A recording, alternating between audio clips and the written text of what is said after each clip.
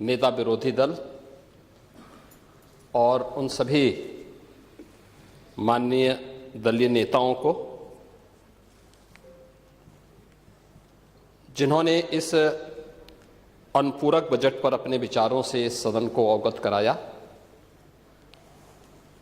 और माननीय सदन के सभी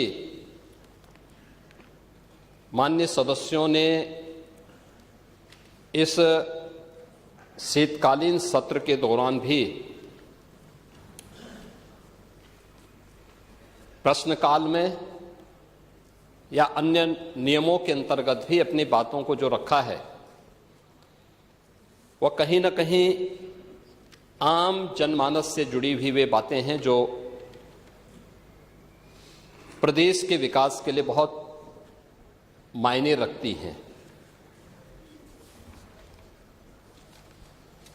और इसलिए मैं धन्यवाद दूंगा कि इस पूरे सदन में शीतकालीन सत्र में अनुपूरक बजट के साथ साथ अलग अलग मुद्दों पर माननीय सदस्यों ने भी विचार रखा है। मैं उन सब के प्रति भी हृदय से धन्यवाद देता हूं। मुझे अच्छा लगा माननीय नेता विरोधी दल अत्यंत उम्रदराज हैं, जीवन का एक लंबा अनुभव उनके साथ में है। उनकी सहजता, उनकी सरलता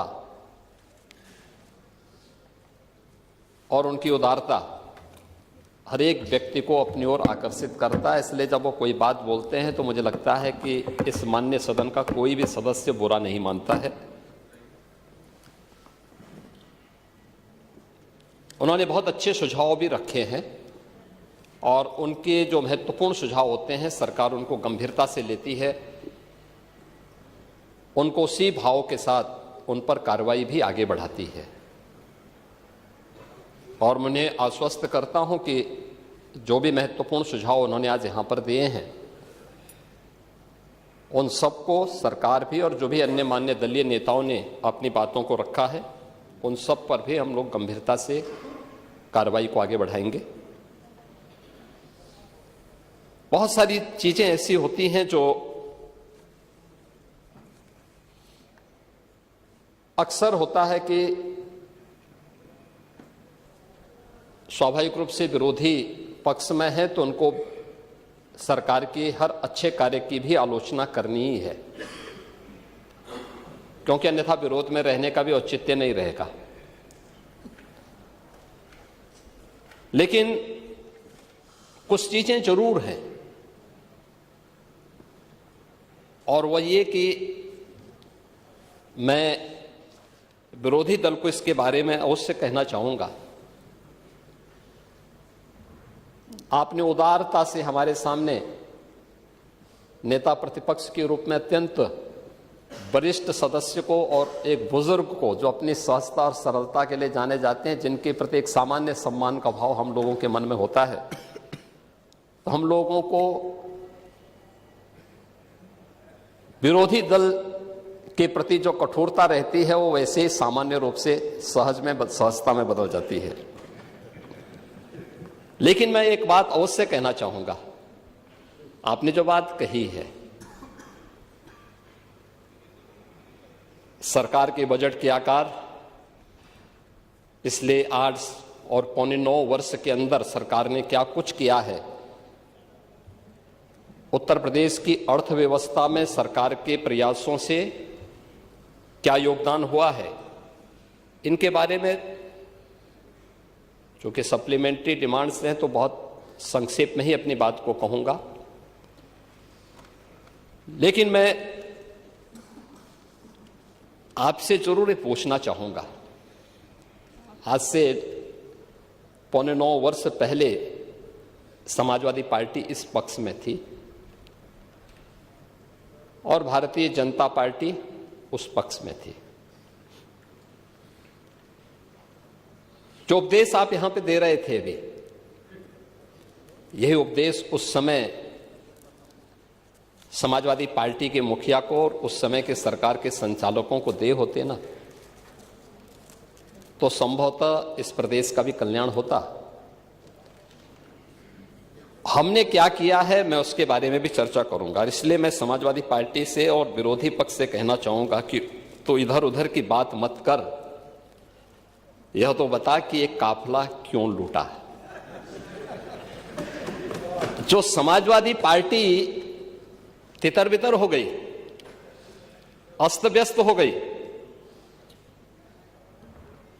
इस पूरे प्रदेश के सामने पहचान का संकट खड़ा किया, अराजकता का जो तांडव खड़ा किया था, कौन इसके लिए दोषी था?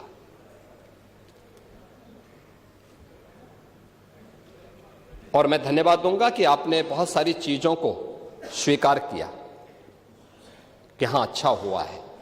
जैसे दुर्दांत माफिया और अपराधियों के प्रति सरकार की क्या नीति होनी चाहिए, और सरकार ने वह करके भी दिखाया।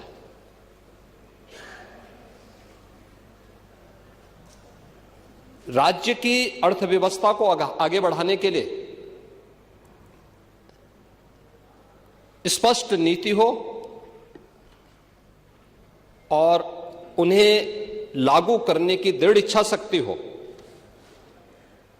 तो परिणाम लाए जा सकते हैं। 4 आयाम उसके हैं और उन चारों आयामों पे सरकार ने किस रूप में कार्य किया है। कोई व्यक्ति हो, समाज हो, संस्था हो, इन सबको सबसे पहले चाहिए सुरक्षा। सुरक्षा का एक बेहतरीन वातावरण हो, कानून का राज हो, हर व्यक्ति के मन में सुरक्षा का एहसास हो, हर बेटी, हर व्यापारी अपने आप को सुरक्षित महसूस करे। ये किसी भी सरकार की पहली प्राथमिकता होनी चाहिए, और किसी भी सरकार की पहली प्राथमिकताओं में उन कार्यक्रमों को लेकर के जब सरकार आगे बढ़ती है तो उसके परिणाम भी हम सबके सामने आते हैं। और मुझे इस बारे में प्रसन्नता है, सुरक्षा का जो माहौल हमने दिया, आपने क्या किया क्या नहीं किया, उत्तर प्रदेश की जनता ने रिजल्ट दिया है। हमने क्या किया है क्या नहीं किया है, उत्तर प्रदेश की जनता रिजल्ट दे रही है, आगे भी देगी। महत्वपूर्ण रिजल्ट है क्या, हमारे बारे में प्रदेश के अंदर और प्रदेश के बाहर धारणा क्या है, 2017 के पहले, 2017 के बाद। पांडे जी, आप भी देश और दुनिया के अंदर जाते होंगे। 2017 के पहले उत्तर प्रदेश के बारे में लोगों की धारणा बहुत अच्छी नहीं थी, हमें भी बुरा लगता था, अच्छी नहीं थी। आज इस पक्ष के लोग या उस पक्ष के लोग, कोई भी बाहर जाता होगा, प्रदेश के अंदर भी आप जाते होंगे, अगर राजनीतिक प्रोग्राम में नहीं है, आप सामान्य कार्यक्रम में जाएंगे तो सामान्य लोगों के मुंह से बात अवश्य आपको दिखती होगी कि हां, सुरक्षा का एक माहौल है, बेहतरीन माहौल है। हर व्यक्ति को इस बात का एहसास होता है। देश के अंदर कहीं जाते हैं, लोगों के मन में एक एहसास होता है कि हां, यूपी सुरक्षित है, अच्छा है, दंगा नहीं है, अराजकता नहीं है। आपको उदाहरण देना है तो मैं आपको बता देता हूं न्याय कैसे होता है। आप ही के सामने आप ही की पार्टी से सदस्य चुनी गई पूजा पाल संभवतः नहीं है,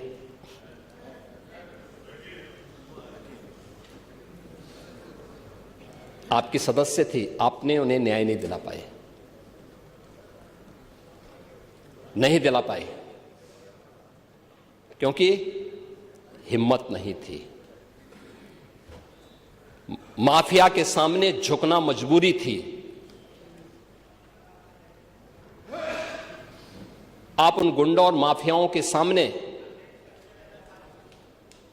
एक गरीब बेटे को न्याय नहीं दे सकते थे। आप बात तो पीडीए की करते हैं, क्या वो पीडीए की पार्ट नहीं थी? और न्याय कैसे होता है, ये हमारी सरकार ने तय किया। बेटी उस पक्ष की होगी, इस पक्ष की होगी, उसको न्याय मिलेगा, हर हाल में न्याय मिलेगा। और श्रीमती बिजमा यादव को भी मैंने बुलाया था, मैंने उनको कहा आपको सुरक्षा हम देंगे, आप चिंता की कोई बात नहीं। क्योंकि ये केवल एक सदस्य की बात नहीं, आपके और मेरे समर्थक की बात नहीं, सत्ता पक्ष और विपक्ष के समर्थकों की बात नहीं, प्रदेश की सुरक्षा का मामला है। प्रदेश की बेटी, प्रदेश की बहन और प्रदेश के हर व्यापारी को और हर नागरिक को सुरक्षा की गारंटी मिलनी चाहिए। ये सरकार की प्राथमिकता में है। और दूसरा जो आपने कहा है, कब्जा करने की प्रवृत्ति, मैं आपको इस बात के लिए आश्वस्त करता हूं, कब्जा कोई भी करेगा किसी भी स्मारक पर, किसी भी पौराणिक स्थल पर, वो कोई भी होगा, उसको छोड़ूंगा तो नहीं। आपके जिले में भी कुछ लोग कब्जा करना चाहते हैं, तो लोग बहुत चिल्लाते हैं। आपने अभी गांधी स्मारक से जुड़े हुए किसी एक मेरठ के स्थल का नाम बताया है, हम इसकी जांच करवाएंगे, पूरी रिपोर्ट लेंगे। और कहां खादी उद्योग का होगा, और आपके जिले में भी गांधी स्मारक से जुड़े हुए एक स्थल पर कब्जा करने की प्रवृत्ति चल रही है। हां, देखिए, अवैध अतिक्रमण जो भी करेगा वह तो हटना चाहिए। देखो, एक सरकारी जमीन, सरकारी भूमि गरीब के लिए होनी चाहिए। देखिए, मुझे अफसोस हो रहा था जब यहां पे ग्रामीण अभिलेख से जुड़े हुए एक बिल को प्रस्तुत किया गया, समाजवादी पार्टी ने उसका विरोध किया। देखिए, पहली बार हुआ है, और इस पूरे सदन को प्रधानमंत्री मोदी जी के प्रति आभार व्यक्त करना चाहिए कि आजादी के बाद पहली बार एक गरीब को, जहां पर आबादी की भूमि पर उसका मकान बना है, उसका अभिलेख उसके नाम पर पहली बार हुआ है। और पूरा देश प्रधानमंत्री मोदी जी के प्रति ग्रामीण अभिलेख से संबंधित एक संशोधन विधेयक हम लोग इस सदन में लेके आए थे। मैं सदन के प्रति आभार व्यक्त करूंगा कि सदन ने पास किया, लेकिन समाजवादी पार्टी ने प्रश्न खड़ा किया। यह अभिलेख उन्हीं गरीबों के लिए है कि जहां पर जिस गरीब का आवास होगा, आबादी की लैंड होगी, तो उस गरीब की परिवार की महिला सदस्य के नाम पे वो दर्ज होगा और उसका मालिकाना अधिकार उसको मिलेगा। उसके नाम पे वो बैंक से जाके कर्ज भी ले सकती है।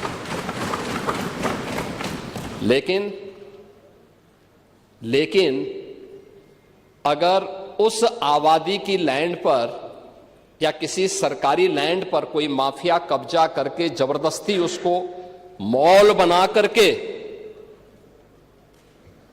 या कोई वसूली का अड्डा बना करके उसके माध्यम से अनैतिक और अवैध गतिविधियों का संचालन करके कोई छांगुर जैसा व्यक्ति वहां पे अनैतिक गतिविधियों का संचालन करेगा, तो उस पर बुलडोजर भी चलेगा, उसको भी कोई रोक नहीं सकता। और इसलिए सुरक्षा का यह वातावरण हर व्यक्ति के लिए आवश्यक है, और उस सुरक्षा का वातावरण ने परसेप्शन बदला है यूपी का। पूरे यूपी की सुरक्षा के इस वातावरण पर आज हर व्यक्ति कह सकता है कि आज यूपी में इन्वेस्टमेंट आ रहा है। मैं उस पर भी चर्चा करूंगा।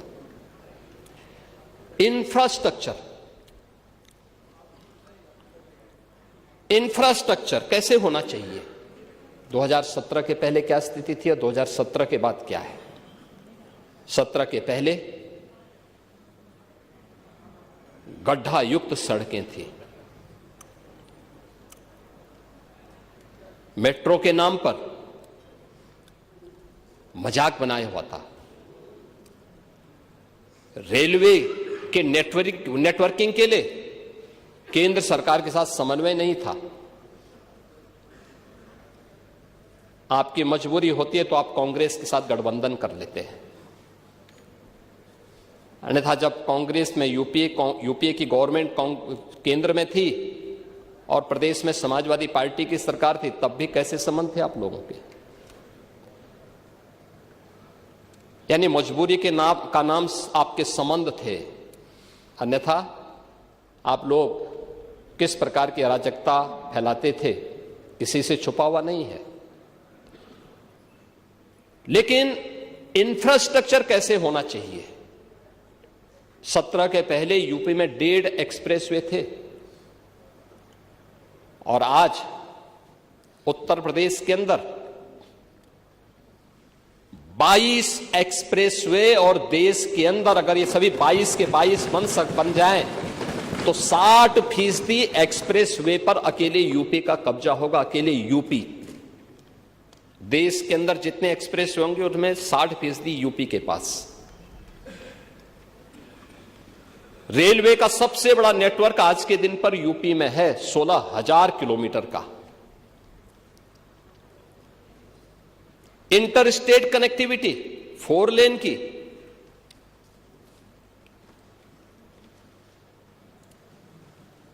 मेट्रो सिटी यूपी, देश के अंदर सबसे अधिक मेट्रो यूपी के अंदर, देश के अंदर सबसे अधिक एयरपोर्ट। 2017 के पहले यूपी के अंदर एयरपोर्ट की संख्या बहुत कम थी, उनमें से 2 संचालित थे, 2 आंशिक रूप से संचालित थे। आज 16 एयरपोर्ट संचालित हैं और उनमें से 4 इंटरनेशनल एयरपोर्ट हैं और 5वां इंटरनेशनल एयरपोर्ट जो भारत का सबसे बड़ा एयरपोर्ट है वह जेवर में नोएडा इंटरनेशनल एयरपोर्ट के रूप में अगले महीने संचालित होने जा रहा है। ये है उत्तर प्रदेश की स्पीड।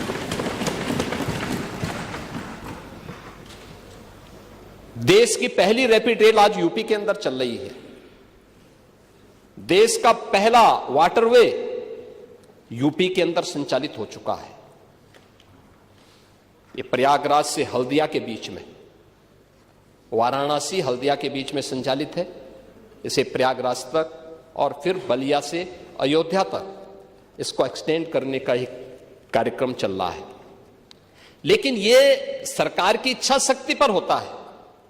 सरकार करना चाहिए तो हो सकता है, लेकिन जब सरकार नहीं करना चाहेगी, और इसीलिए मैं आपसे कहना चाहूंगा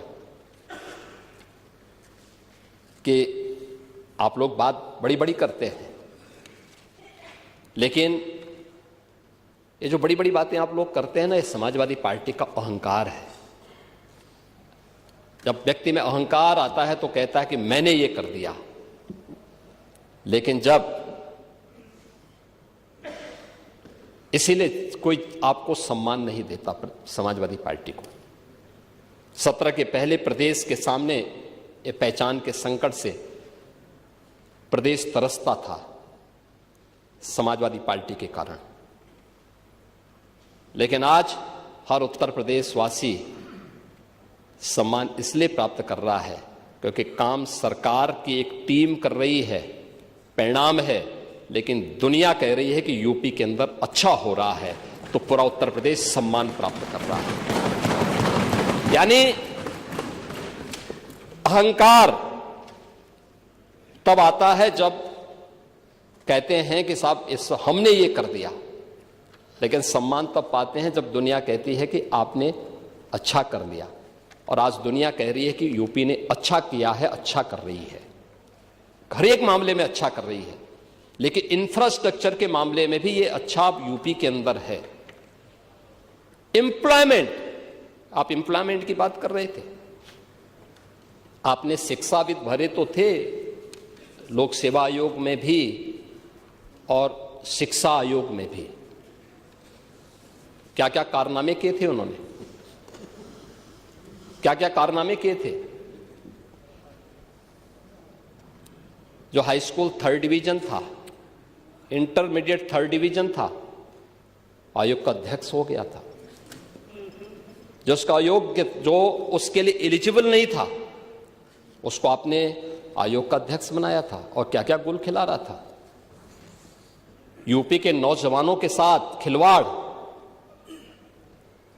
इस समाजवादी पार्टी से ज्यादा किसने किया है?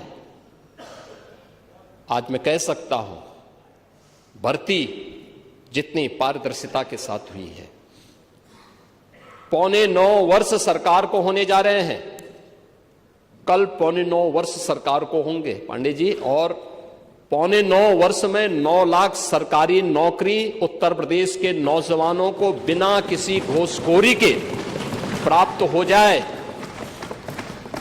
ये पहले कभी नहीं हुआ, कभी नहीं हुआ।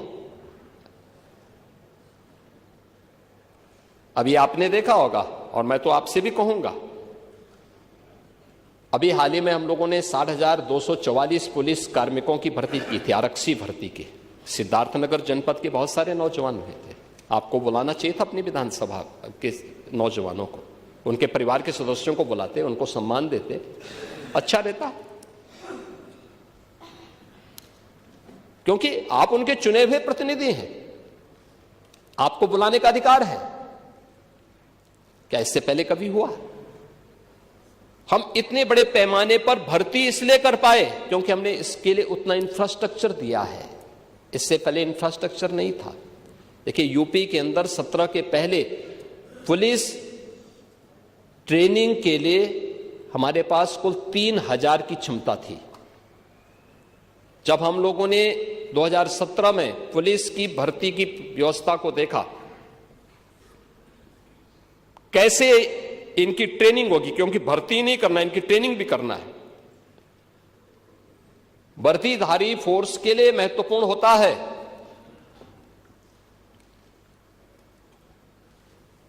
कि जितनी अच्छी ट्रेनिंग होगी, यानी ट्रेनिंग के दौरान जितना पसीना बहेगा उतना ही सेवा के दौरान खून नहीं बहेगा।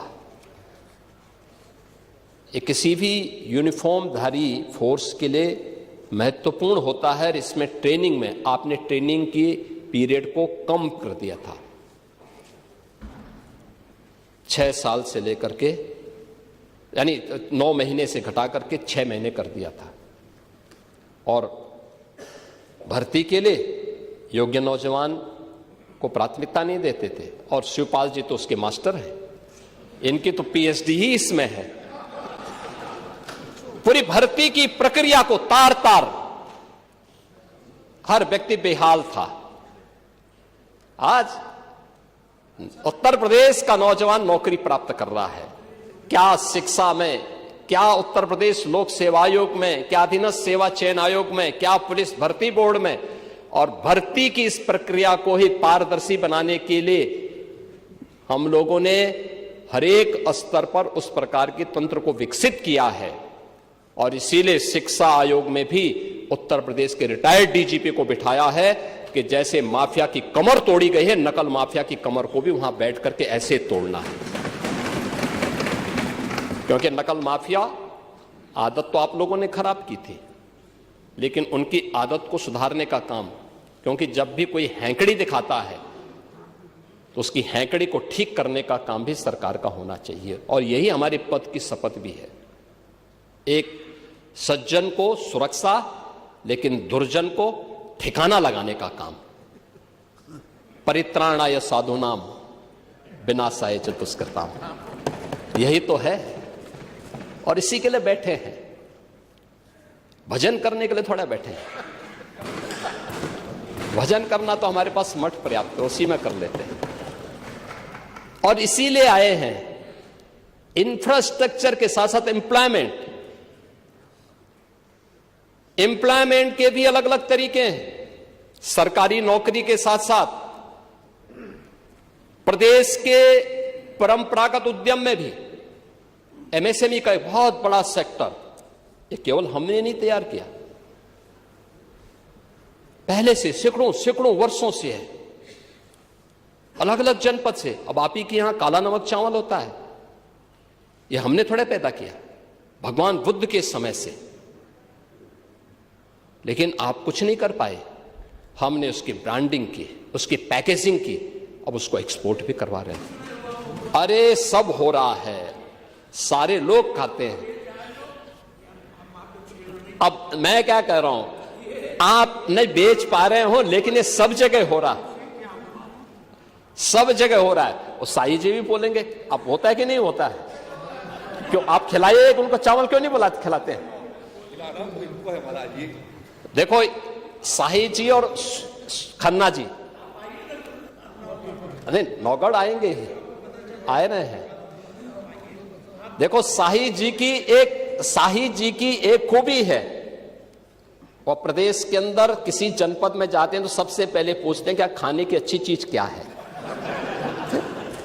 और देश के अंदर भी जाते हैं तो सबसे पहले पूछते हैं कि भाई खाने की अच्छी चीज क्या है। और मैं एक बार वाराणसी गया, संजोग से भी मेरे साथ थे, तो बीएचयू के सामने से चल रहे थे मेरे सामने, तो वहां के ढाबे बंद होने लगे। मैंने कहा क्यों? कहा कि साई जी जब यहां पढ़ते थे तो हम लोग पहले ढाबा बंद कर देते थे। तो ये स्वयं उसके प्रति सजग हैं, और उन्होंने काला नमक चावल को आपके यहां की एक स्पेशल ब्रांड बनाई है। और मैं तो चाहूंगा कि एक बार साही जी स्वयं काला नमक चावल की खीर पांडे जी को भी खिला दें। तो आप अपने आप बुलाइए ना एक बार। लेकिन आपकी सरकारें जब थी तब आप कुछ नहीं कर पाए, नहीं कर पाए ना। और ऐसे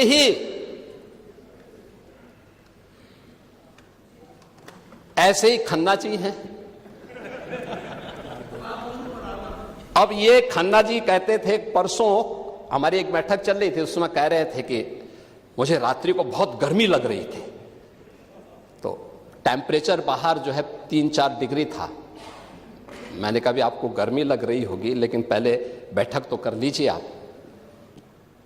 अब ये हाल हैं, लेकिन हर जनपद के एक एक प्रोडक्ट को, आज की नहीं पुराने समय की थी, बंद पड़ रही थी। उनके पास टेक्नोलॉजी नहीं थी, उनके पास डिजाइन नहीं थी, मार्केट की डिमांड क्या है उनको जानकारी नहीं थी, उनको पैकेजिंग की जानकारी नहीं थी। सरकार ने उनको फैसिलिटेट किया। आज एमएसएमई का देश के अंदर सबसे बड़ा जो नेटवर्क है वो यूपी के पास है। 96 लाख एमएसएमई यूनिट, लगभग 1.25 करोड़ लोग, अकेले 2 करोड़ परिवार केवल एमएसएमई यूनिट के माध्यम से अपनी आजीविका का उपार्जन कर रहे हैं। 2 करोड़ से अधिक का एक्सपोर्ट यूपी करता है अपने एमएसएमई यूनिट से दुनिया के बाजारों में यहां का सामान भेज करके। ये काम 17 के पहले भी हो सकता था, इच्छा शक्ति नहीं थी, नहीं थी ना। नहीं, दंगा तो आप लोग, आपकी नीतियां दंगा कराते थे, दंगा तो आप ही लोग कराते थे। दंगाइयों को और तो इसीलिए मैं कह रहा हूं, दंगा तो आप ही लोग कराते थे। और नहीं, खुरापात नहीं करते थे, खुरापात को ठीक करवाते थे, उसकी डेंटिंग पेंटिंग करवाते थे थोड़ा। लेकिन यह एमएसएमई सेक्टर में और इन्वेस्टर समिट कैसे प्रदेश के अंदर एम्प्लॉयमेंट के लिए हुआ। माननीय अध्यक्ष जी, आप औद्योगिक विकास के मंत्री थे, और उस समय जब पहली बार इन्वेस्टर समिट की बात आई थी, तो हम लोग जब मुंबई रोड शो में गए थे, कैसा वातावरण बना के रखा था यूपी के अंदर आप लोगों ने। जिस भी उद्यमी से मिलते थे वो कहता था साहब आप आए हैं, स्वागत है, लेकिन हम यूपी नहीं जाएंगे। क्यों नहीं जाएंगे? कहा हमने कसम खा रखी है, नहीं जाएंगे। ये वातावरण यूपी का था। किसके कारण? समाजवादी पार्टी के कारण, समाजवादी पार्टी की नीतियों के कारण, समाजवादी पार्टी की अराजकता और भ्रष्टाचार के कारण, पॉलिसी पैरालिसिस के कारण। और आज यूपी के अंदर हम लोगों ने जब इन्वेस्टर समिट किए हैं, एक नहीं अब हमारे पास 45 लाख करोड़ रुपए के निवेश के प्रस्ताव प्राप्त होते हैं। 15 लाख से अधिक करोड़ रुपए के निवेश के प्रस्ताव जमीनी धरातल पर उतर चुके हैं। 60 लाख से अधिक नौजवानों को इसमें सीधे सीधे नौकरी मिली है और 5 लाख का हमारे पास ग्राउंड ब्रेकिंग कराने के लिए तैयारी है और 5 लाख पाइपलाइन में है। ये है कार्य, ये है नए भारत का नया यूपी, ये है एम्प्लॉयमेंट।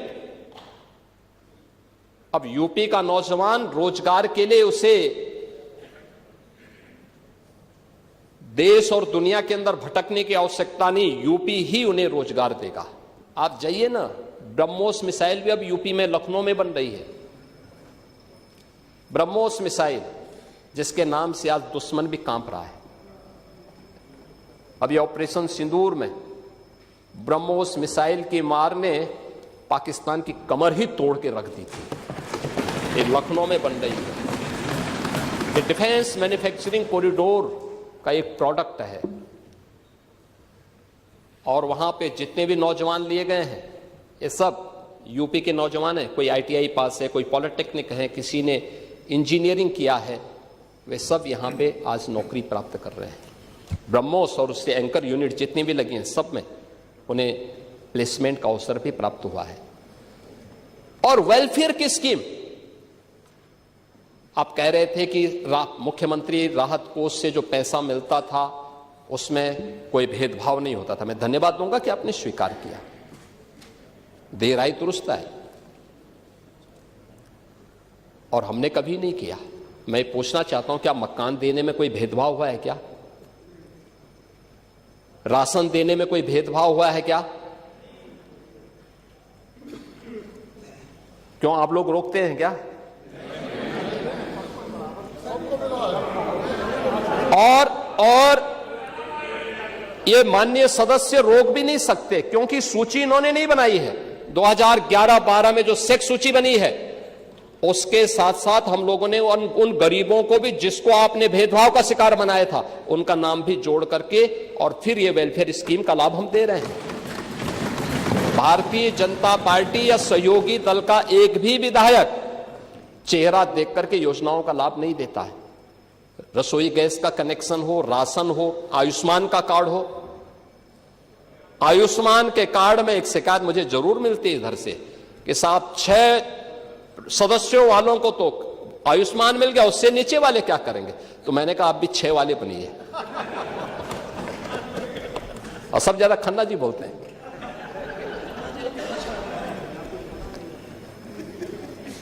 अब आपसे सीखें ना। लेकिन कभी नहीं भेदभाव हुआ है।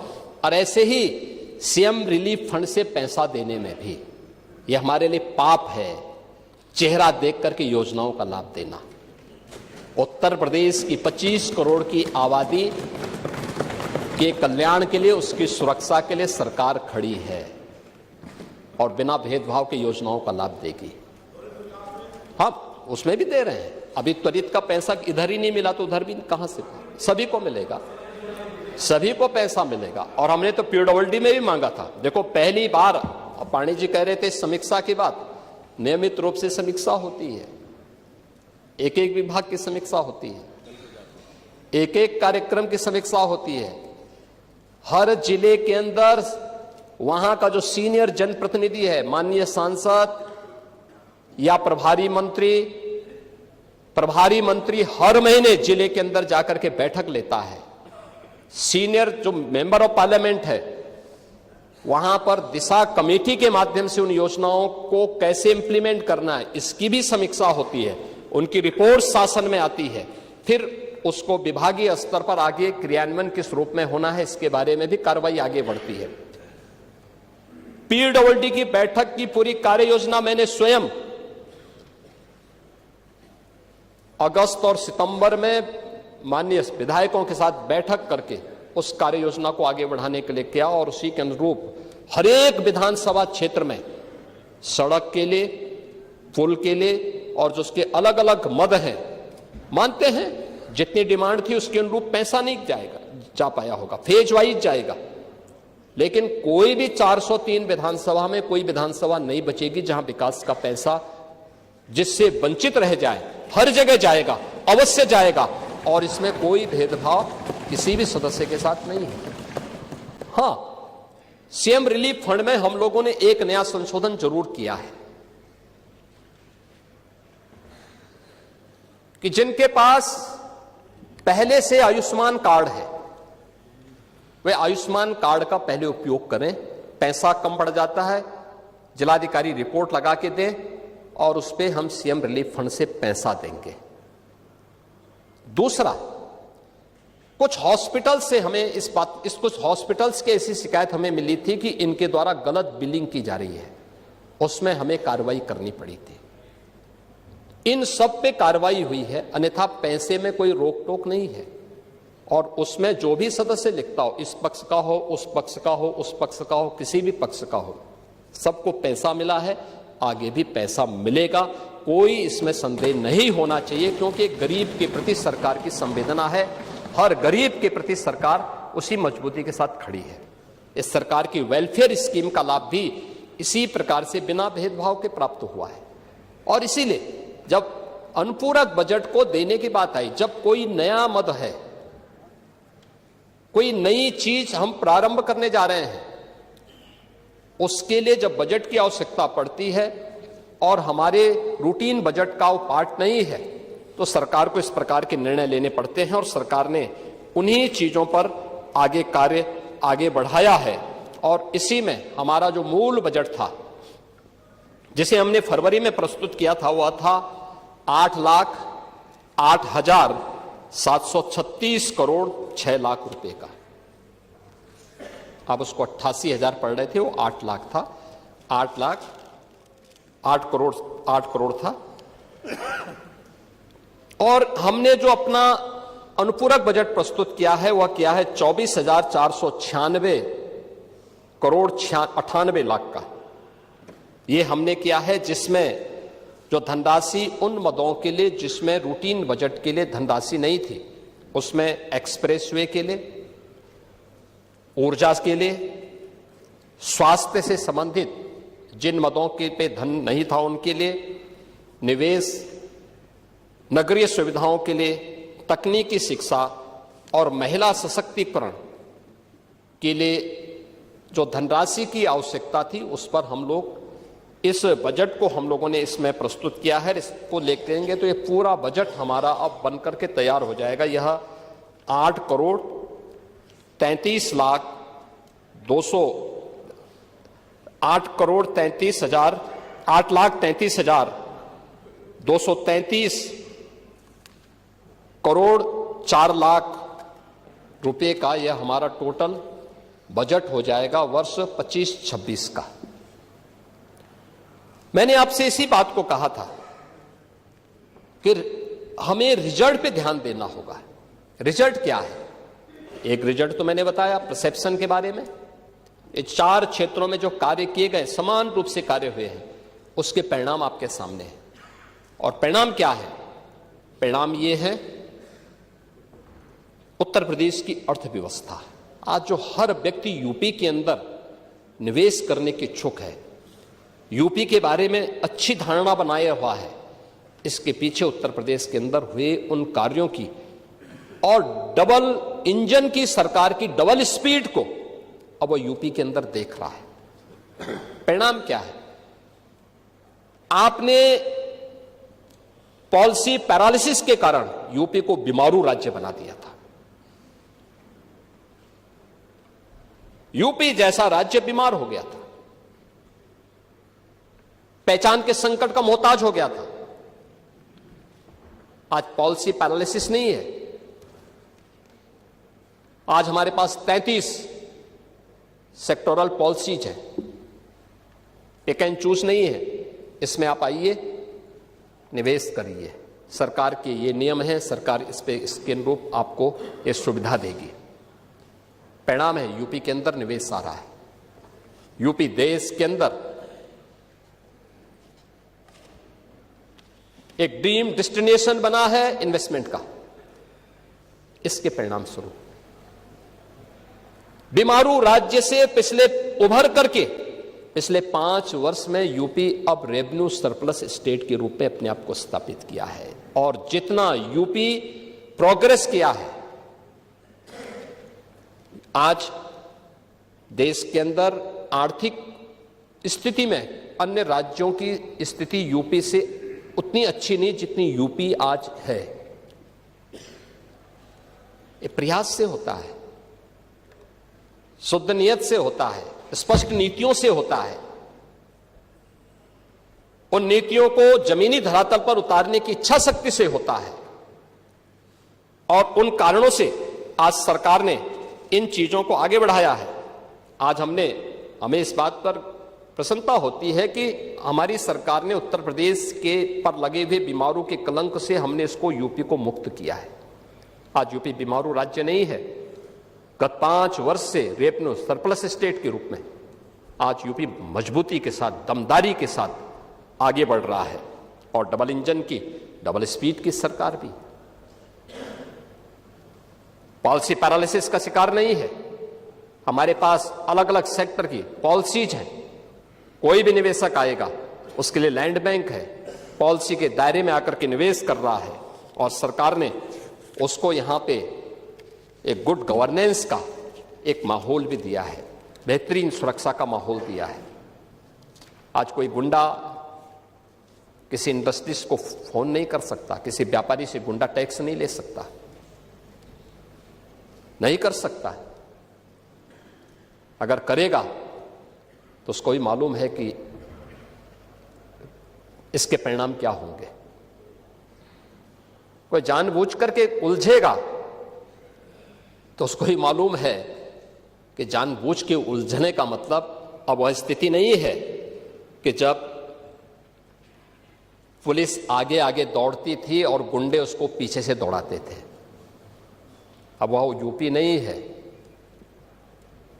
अब ये वह यूपी है जो हर प्रदेशवासी को सुरक्षा की गारंटी तो देता है, लेकिन हर गुंडे को इसके लिए चेतावनी भी देता है कि सुधर जाओ, नहीं तो यमराज के यहां जाने के रास्ते भी खुले हुए हैं और यमराज का बुलावा आ जाएगा।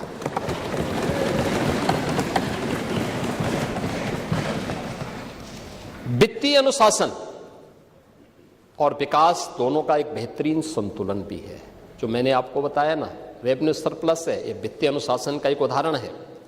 और विकास के लिए जो इंफ्रास्ट्रक्चर के साथ साथ वेलफेयर स्टेट के रूप में भी यूपी ने अपने आप को स्थापित किया है, इसके भी उदाहरण है। आज यूपी के अंदर अपराध और अपराधियों के प्रति जीरो टॉलरेंस की नीति का परिणाम क्या है?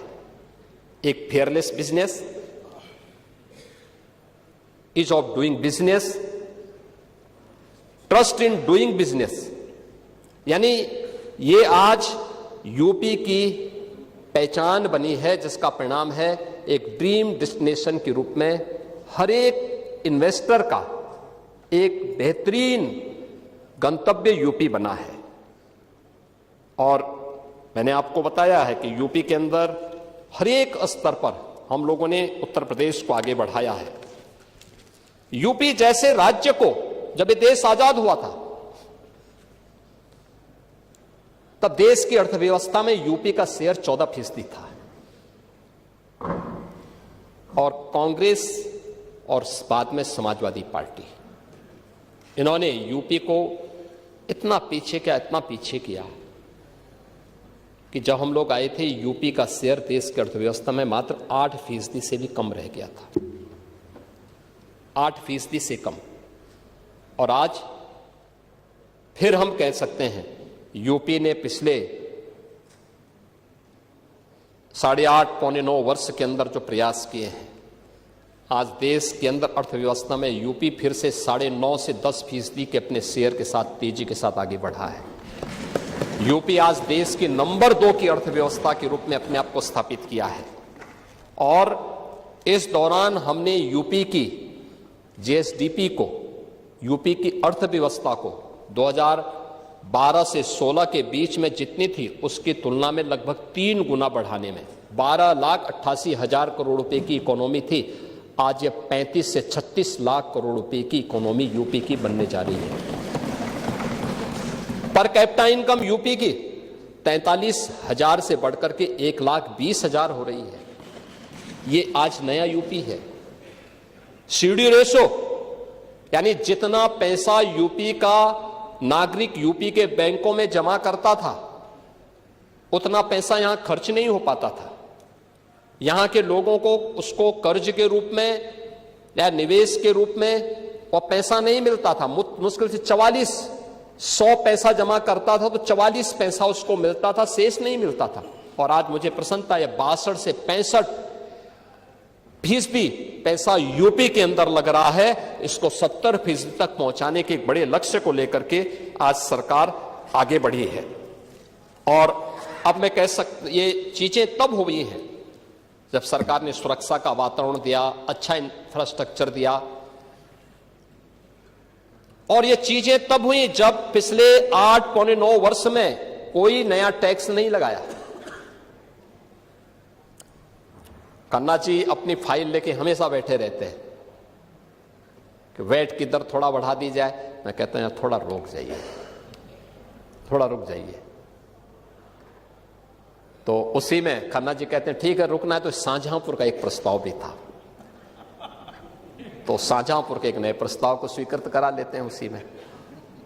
लेकिन आप सोचिए ना, डीजल पेट्रोल पे इतना बड़ा राज्य, डीजल पेट्रोल सबसे सस्ता यूपी के अंदर, देश के अंदर है, सबसे सस्ता यूपी दे रहा है।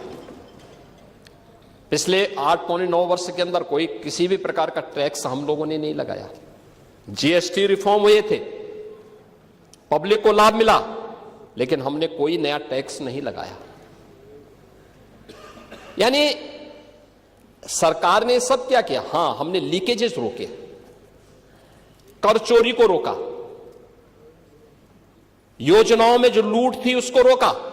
आप इंफ्रास्ट्रक्चर की बात करते हैं, बड़े बड़े दावे करते हैं, जेपीएनआईसी, गोमती रिवर फ्रंट, क्या सच्चाई है आपके जेपीएनआईसी की? 250 करोड़ रुपए का प्रोजेक्ट, 860 करोड़ रुपए खर्च हो गया और तब भी अधूरा। 250 करोड़ का प्रोजेक्ट, 860 करोड़ खर्च हो गया और तब भी अधूरा। यह है इनकी सच्चाई। गोमती रिवर फ्रंट 167 करोड़ का प्रोजेक्ट, 1400 करोड़ खर्च हो गए और तब भी अधूरा। पूर्वांचल एक्सप्रेसवे,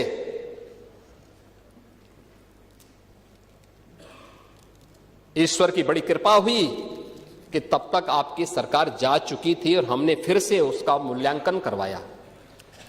इन्होंने 15,200 करोड़ रुपए के उसका केवल सिविल वर्क के लिए उसको तय किया था और उससे 10 मीटर चौड़ा, 1 किलोमीटर लंबा इन्होंने 340 किलोमीटर तय किया था।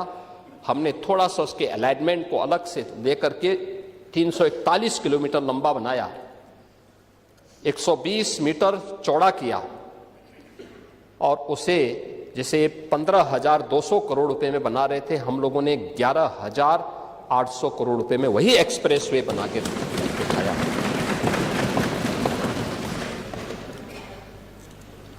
आगरा लखनऊ एक्सप्रेसवे अधूरा, लेकिन एक परिवार के लोगों ने अलाइनमेंट तय करने के पहले जमीनें खरीद ली थी। ये मजाक है देश के साथ में, प्रदेश के जनवासियों के साथ में। आपकी योजनाएं भ्रष्टाचार की भेंट इसलिए चलती थी क्योंकि नीयत साफ नहीं थी। नौजवान इसलिए नाराज था क्योंकि उसे मालूम था कि सूची तो पहले से ही आ जाती है, महाभारत के सारे रिश्ते निकल जाते थे, सूची पहले से निकल जाती थी। नौजवान ठगा का ठगा रह जाता था, उसको कुछ भी नहीं मिलता था। अन्नदाता किसान परेशान, योजनाओं का लाभ तो नहीं मिलता था। क्या होता था? उसके ट्यूबवेल की मोटर ही चोरी हो जाती थी।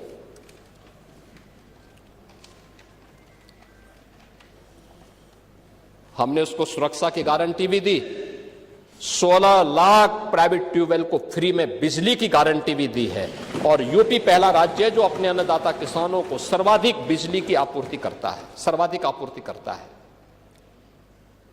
हमारे पश्चिम के किसान आए थे, हमारे आरएलडी के सभी माननीय सदस्य हैं, बालियान जी हैं, ये सभी हमारे माननीय विधायकगण हैं। पश्चिमी यूपी से हमारे जितने भी विधायकगण, ये लोग अक्सर आते थे मेरे पास, कहते थे कि साहब गन्ना किसानों का कुछ हो जाए।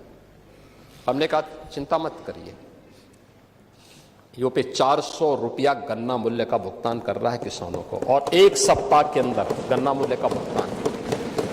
यानी कोई मान सकता है यूपी जैसे राज्य में अब तक यानी हमने 2,92,000 करोड़ रुपए से अधिक का गन्ना मूल्य का भुगतान गन्ना किसानों को, अकेले गन्ना किसानों को किया है, अकेले गन्ना किसानों को यूपी ने। यह है यूपी की नई प्रोग्रेस। करने की इच्छा शक्ति होनी चाहिए, और सरकार ने यह काम जो भी किया है अपनी पारदर्शी व्यवस्था के माध्यम से किया है। आपके समय में थानों में भय पलता रहा, अपराधी और माफिया आपके खास रहे। यह बात आपकी सरकार के समय की कानून व्यवस्था से चरितार्थ होती रही है। लेकिन आज प्रदेश के अंदर कोई वो नहीं। देखो, बहुत स्थिति आपके समय में था कि वो, यानी जाति के नाम पे बांटो, भाषा और क्षेत्र के नाम पे लड़ाओ, तुष्टीकरण को बढ़ाओ, अराजकता और वैमनस्यता पैदा करो। यही तो कर रहे थे। दंगे, जंगल राज, माफिया राज, 1 डिस्ट्रिक्ट 1 माफिया, गुंडा टैक्स, अवैध वसूली। अभी तो मैंने शुरुआत की, ये तो अभी शुरुआत है। सत्ता के संरक्षण में पैरेलल नहीं, 11 वर्ष नहीं, अभी तो आपको जो है 2047 तक इंतजार करना होगा। अभी 2000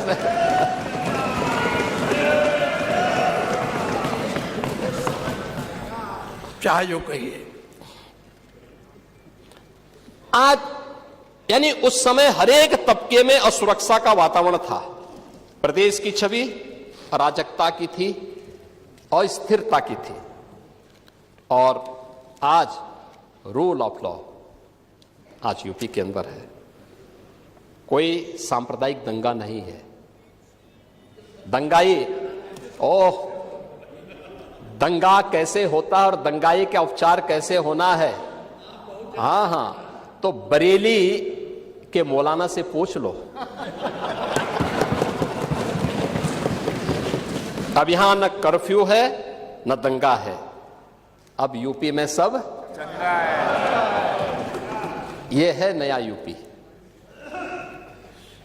महोदय, हम लोगों ने पुलिस की अवस्थापना, यानी अगर भर्ती की है, उनकी ट्रेनिंग अच्छी की है, तो उनकी अवस्थापना सुविधाओं को बढ़ाया है।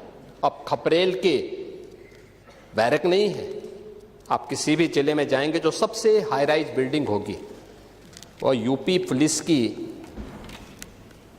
कार्मिकों के लिए बैरक होंगे। आखिर वो सभी नौजवान तो यूपी के अंदर के ही रहने वाले हैं, किसी न किसी के परिवार के होंगे सदस्य। ये मानवीय संवेदना का भाव पहले था, आज नहीं है। आज उनके साथ वही सद्भाव के साथ, सम्मान के साथ सरकार व्यवहार करती है। सरकार ने रिफॉर्म के पहली बार यूपी में पुलिस कमिश्नरेट सिस्टम लागू हुआ। 7 जिले आज उससे पूरी तरह आगे बढ़ चुके हैं। मॉडर्न पुलिसिंग, साइबर थाना और फॉरेंसिक इंस्टीट्यूट, यह आज यूपी की पहचान बन रही है। आज यूपी के अंदर एफएसएल लैब्स बंद पड़ रही हैं। 3 नए कानून लागू होने के बाद 7 वर्ष से ऊपर के प्रत्येक सजा में फॉरेंसिक एविडेंस आवश्यक है। आपका कार्यकाल होता तो आप कभी नहीं कर पाते। इसलिए नहीं कर पाते क्योंकि आपने ना फॉरेंसिक लैब बनाई, ना फॉरेंसिक इंस्टीट्यूट बनाए। ओह, अब 4-4 बार थे, नहीं कर पाए तो अब कभी नहीं मिलना है, अब नहीं मिलना है। चलिए, ईश्वर करें आप स्वस्थ रहें ये सब देखने के लिए, आप स्वस्थ रहें देखने के लिए कि फिर से सपा को उधर बैठना पड़ेगा और सपा को बैठना ही नहीं पड़ेगा, उस लायक भी रहती है कि मुख्य प्रतिपक्षी दल बना रहता है कि नहीं रहता है, ये इसमें मुझे संदेह लगता है। लेकिन आज यूपी के अंदर 12 एफएसएल लैब ये बी ग्रेड की बन चुकी हैं, 6 अन्य एफएसएल लैब्स बन रही हैं। हर जिले में 2 फॉरेंसिक वैन हम उपलब्ध करवा चुके हैं एविडेंस कलेक्ट करने के लिए, और इस पर कार्य हो रहा है। सेफ सिटी के लक्ष्य को हमने प्राप्त किया है, इस पर कार्य हुआ है। UP SSF special security force 6 वाहिनियों का गठन हो चुका है। पीएससी जिस पर हर यूपी वासी पहले गर्व करता था, समाजवादी पार्टी ने उनकी सभी कंपनियों को नष्ट करने का प्रयास किया। हमने 34 कंपनियों को जो समाप्त हो चुकी थी इन्हें फिर से पुनर्गठित किया है और उनकी भर्ती की प्रक्रिया को पूरा बनाया है। और अब तो 3 महिला पीएससी की बटालियन भी वीरांगना उदा देवी के नाम पर, वीरांगना झलकारी बाई के नाम पर और वीरांगना अवंती बाई लोधी के नाम पर उत्तर प्रदेश के अंदर गठित हो चुकी हैं। इन पर कार्रवाई आगे बढ़ चुकी है और इसीलिए उत्तर प्रदेश अब ये नया उत्तर प्रदेश है। ये सब करने का परिणाम आज देश का कुल मोबाइल फोन का जो भी प्रोडक्शन होता है वो यूपी के अंदर बन रहा है। 55% यूपी के अंदर बन रहा है। जितने भी इलेक्ट्रॉनिक कंपोनेंट बन रहे हैं उसका 60% यूपी के अंदर बन रहा है। और आज यूपी के अंदर ईज ऑफ डूइंग बिजनेस में देश के अंदर यूपी टॉप अचीवर स्टेट के रूप में अब यूपी जाना जाता है। यह है यूपी की नई पहचान। आज राष्ट्रीय शिक्षा नीति, skill India, startup India, stand up India, ये युवाओं की स्किलिंग के लिए और युवाओं को बेहतर भविष्य देने के लिए प्रभावी ढंग से सरकार के द्वारा इसे आगे बढ़ाया गया है। आज आर्टिफिशियल इंटेलिजेंस में, सेमीकंडक्टर में, साइबर सिक्योरिटी के लिए, रोबोटिक्स में, ड्रोन टेक्नोलॉजी में, इलेक्ट्रिक व्हीकल में, agritech, fintech, deep tech, health take, tourism और हॉस्पिटलिटी में, डिफेंस, मैन्युफैक्चरिंग और स्पोर्ट्स जैसे क्षेत्रों में भी उत्तर प्रदेश ने नए गंतव्य प्राप्त किए हैं और तेजी के साथ उत्तर प्रदेश अब आगे बढ़ चुका है। महोदय, यूपी के अंदर जो प्रयास प्रारंभ हुए, यूपी जैसे राज्य में इतनी फर्टाइल लैंड, इतना अच्छा जल संसाधन, लेकिन टेक्नोलॉजी नहीं देते थे, अच्छा सीड नहीं देते थे। कल किसान दिवस था। किसानों के मसीहा चौधरी चरण सिंह जी के 123वीं जयंती के अवसर पर एक कार्यक्रम विधान भवन के सामने भी हुआ था और मैं समझता था कि नेता प्रतिपक्ष और हमारे विरोधी दल के भी सदस्य उसमें भाग लेंगे, क्योंकि चौधरी साहब तो प्रदेश के नेता थे, देश के नेता थे। आप उस कार्यक्रम में नहीं थे, आएंगे भी नहीं आप लोग, क्योंकि आप लोग तो हर एक कार्य को आप वोट बैंक के नजरिए से देखते हैं। आपकी नियत है, आप किसान को वोट बैंक की नजर से देखते हैं इसलिए कुछ किए नहीं, आप दलितों को वोट बैंक की निगाह से देखते हैं इसलिए कुछ बोलते नहीं। इसलिए मैं कह रहा हूं ना, देखो बांग्लादेश में एक दलित नौजवान को कैसे जला दिया गया। आप लोग गाजा पट्टी में होने वाले किसी भी उस पर आंसू बहाते हैं, लेकिन आपकी जवान से एक शब्द नहीं निकल रहा है क्योंकि एक दलित नौजवान मारा गया बांग्लादेश में, और उस नौजवान के मरने पर आपकी जवानी सिल चुकी है, क्योंकि आप उसको केवल वोट बैंक के रूप में इस्तेमाल करते हैं। ये राजनीति नहीं है पांडे जी, ये राजनीति नहीं है, ये वो सच्चाई है जो आपकी तुष्टीकरण की नीति है, जिसके कारण बांग्लादेश बना है। अगर बांग्लादेश पाकिस्तान नहीं बना होता, इस तरीके से हिंदू नहीं जलाया होता, और जलाता तो फिर उसकी क्या दुर्गति होती या वह भी जानता। ये सुरक्षा की गारंटी, वहां मारे जा रहे हैं हिंदू, आप लोग नहीं बोलेंगे। एक कैंडल मार्च निकाल के चलते हैं गांजा के मुद्दे को लेकर के, लेकिन पाकिस्तान और बांग्लादेश में हिंदू मारा जाता है तो आपके मुंह बंद हो जाते हैं, क्योंकि मरने वाला हिंदू है, दलित है, आप बोलेंगे नहीं। और यही सच्चाई है। निंदा प्रस्ताव पारित होना चाहिए, और ये प्रस्ताव नेता विरोधी दल की तरफ से आना चाहिए। इस घटना की हम भर्त्सना करते हैं, और बांग्लादेश सरकार को इस बात की चेतावनी देता हूं, और इसीलिए हम कह रहे हैं, नोट करना, ये चीजें होनी चाहिए, और हमारा भी प्रयास होना चाहिए। जब बांग्लादेशी को यहां से निकालेंगे और रोहिंग्या को यहां से बाहर का रास्ता दिखाएंगे, तो उनके समर्थन में मत आना, क्योंकि उनमें से बहुत सारे लोगों के वोट आपने बनवाए हैं, उनके बहुत सारे लोगों के लिए आधार भी बनवाने का पाप किया है आप लोगों ने। इसलिए इन चीजों को ध्यान में रखना, और एक एक चीज की स्क्रीनिंग होगी, बहुत प्रभावी कार्रवाई करेंगे। हमारे ही देश में रह करके ही हमारे लोगों के खिलाफ अपराध, और वहां पे निर्दोष हिंदुओं पर अत्याचार करोगे, निर्दोष सिखों पे अत्याचार करोगे, ये स्वीकार्य नहीं हो सकता है। और यही आप करते हैं कि किसानों के बारे में भी आपका आचरण यही है। कल देखिए, शाही जी ने चौधरी चरण सिंह सीड पार्क का भी जमीन आवंटन का काम प्रारंभ कर दिया। अच्छा, किसान को अच्छा बीज मिले, अच्छी तकनीक मिले, कम लागत में ज्यादा उत्पादन। आपके समय में क्या होता था? लागत ज्यादा थी, उत्पादन कम था, बाजार नहीं था, किसान तबाह था, परेशान था, बिचौलियों के द्वारा लाभ ले लिया जाता था। आज किसान सुरक्षित है, किसान को योजनाओं का लाभ मिल रहा है। और कल चौधरी साहब के नाम पर कार्यक्रम था, और इन सभी माननीय सदस्यों ने गन्ना मूल्य के बारे में कहा, हम लोगों ने दिया, लगातार दे रहा। यूपी आज के दिन पर देश के अंदर गन्ना उत्पादन का नंबर 1 का राज्य है। आपके समय में चीनी मिलें बिकती थी, बंद होती थी, वर्षों का गन्ना मूल्य बकाया रहता था, किसान तरसता था। अब यह स्थिति नहीं है। अब अन्नदाता किसान हमारे लिए वोट नहीं, वह सम्मान का पात्र है। आज उसको नए तकनीक के साथ आच्छादित किया जा रहा है।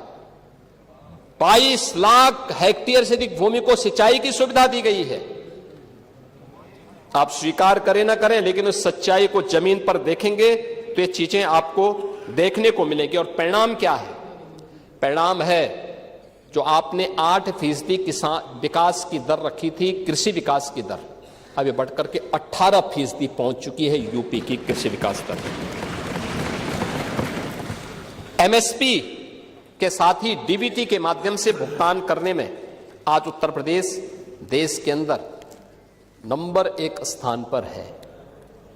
आज यूपी उसका परिणाम है कि देश के अंदर कृषि योग्य भूमि का केवल 11% हिस्सा रखता है, लेकिन उत्पादन, अच्छा बीज, समय पे बीज, अच्छी तकनीक और बहुत सारी जगह 3-3 फसल अब किसान ले रहा। परिणाम है 21% देश का कुल खाद्यान्न अकेले यूपी आज पैदा कर रहा है। यूपी का अन्नदाता किसान पैदा कर रहा है।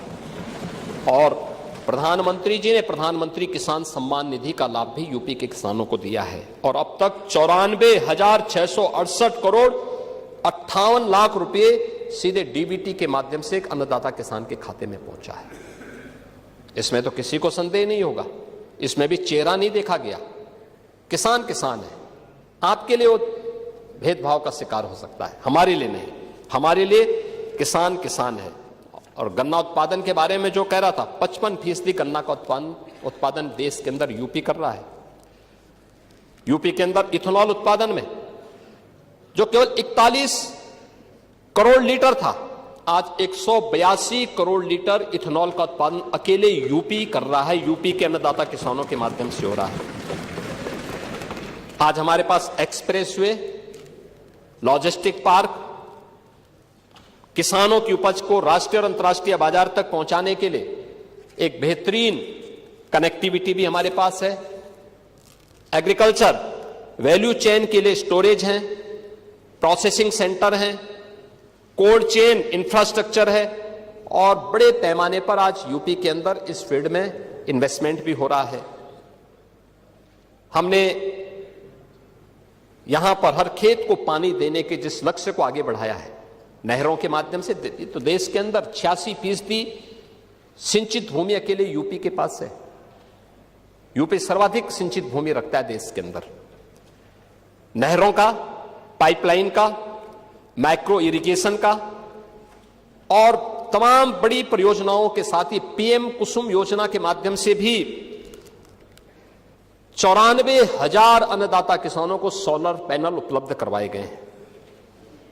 और मैंने पहले कहा, किसानों को फ्री में बिजली, 16 लाख किसानों के ट्यूबवेल के बिल माफ करके सरकार उसके लिए पैसा उपलब्ध करवाती है।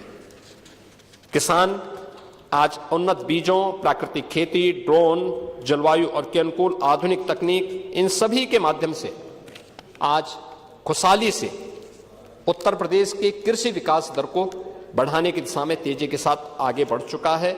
और यह एक बड़ी दिशा में अच्छा कार्य हमारे अन्नदाता किसानों के द्वारा किया जा रहा है। महोदय, अन्य क्षेत्रों में भी उत्तर प्रदेश ने काफी बड़ा काम किया है। यानी गाय का दूध पीते हैं ये लोग भी, लेकिन गाय को दूध पीने के बाद छोड़ देते हैं। अब आपके वैसे भी आदत खराब है, कोई बूढ़ा हो जाता है उसको छोड़ देते हैं, निकाल देते हैं। लेकिन हमारी सरकार ने तो हर एक का हम ध्यान रखते हैं।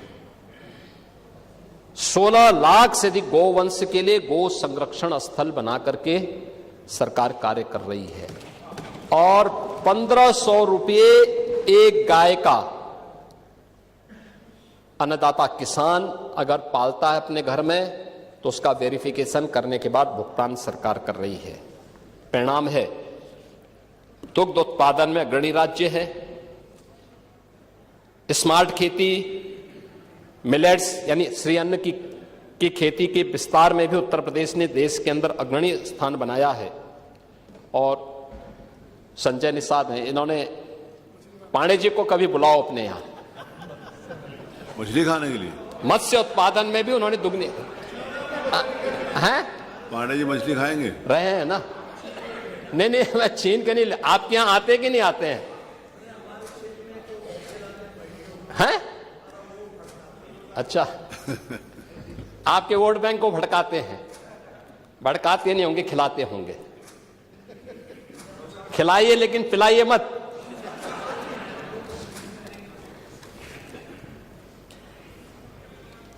महोदय,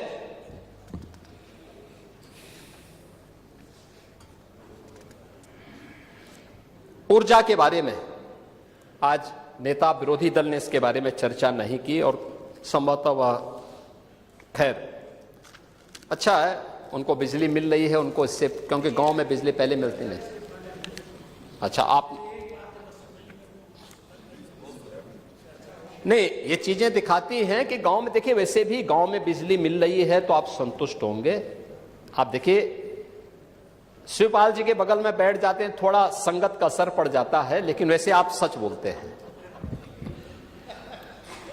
लेकिन यह सच्चाई थी कि 2017 के पहले उत्तर प्रदेश के अंदर जो पावर प्रोडक्शन था वह कुल 7,159 मेगावाट का था।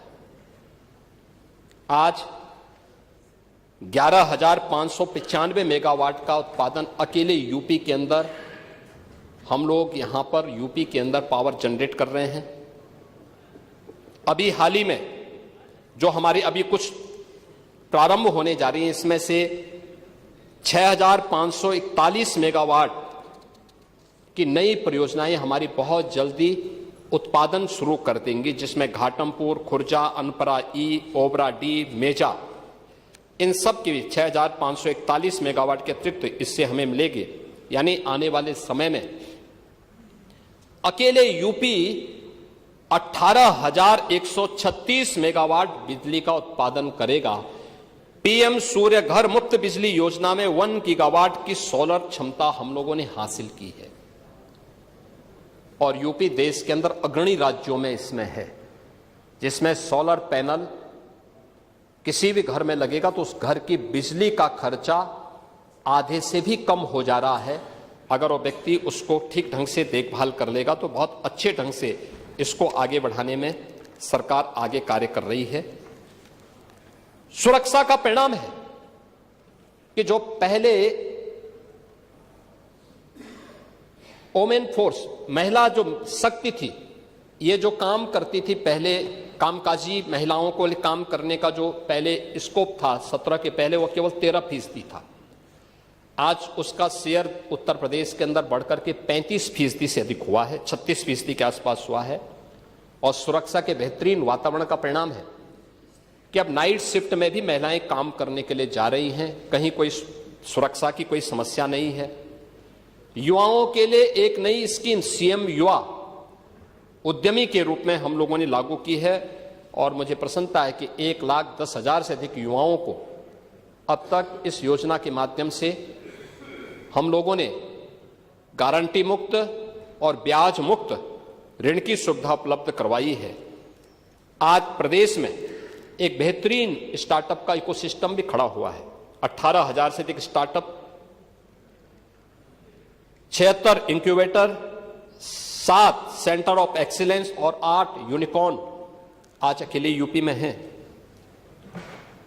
प्रदेश ने आज इस दिशा में बेहतरीन कार्य किया है और मुझे लगता है कि अभी हाल ही में जो centre for monitoring Indian economy CMI द्वारा जो बेरोजगारी की दर के आंकड़े जारी किए गए हैं देश के अंदर, उसमें यूपी की बेरोजगारी की दर जो 17 के पहले 19% थी, आज वो घट करके 2.21% पर रह गई है। यह सीएमई के द्वारा जो अभी डाटा जारी किए गए हैं वह भी यूपी के अंदर है।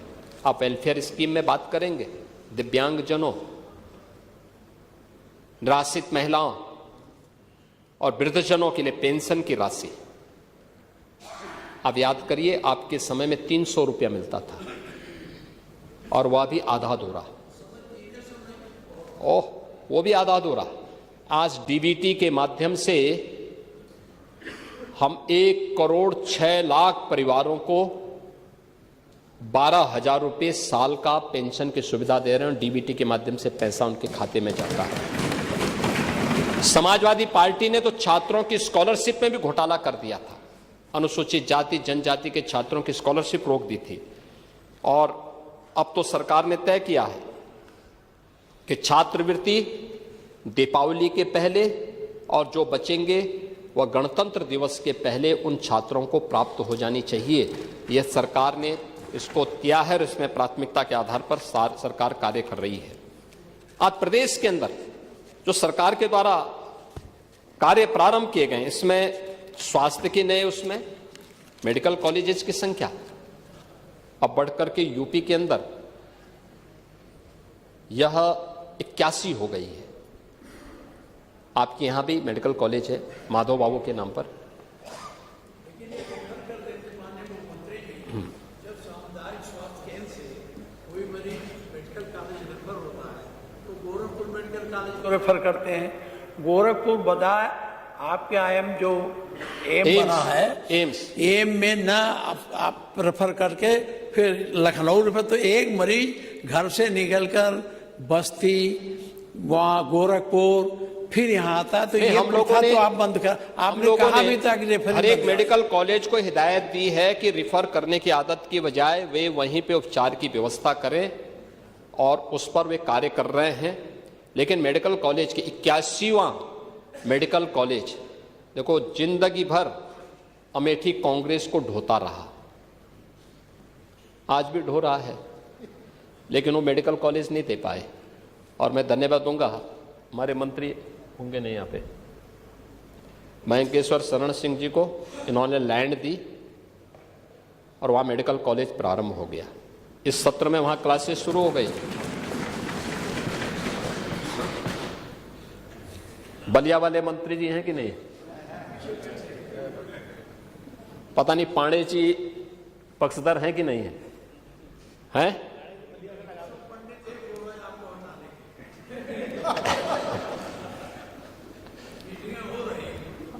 आपको धन्यवाद, आपको बहुत बहुत धन्यवाद। आप तो है ना हमारे साथ में, हाँ तो आप हैं तो फिर क्या है? आप ये दया शंकर सिंह के यहां मेडिकल कॉलेज खोलने के पक्षधर हैं कि नहीं हैं? लेकिन अपने समय में नहीं कर पाए थे, पैसा नहीं था।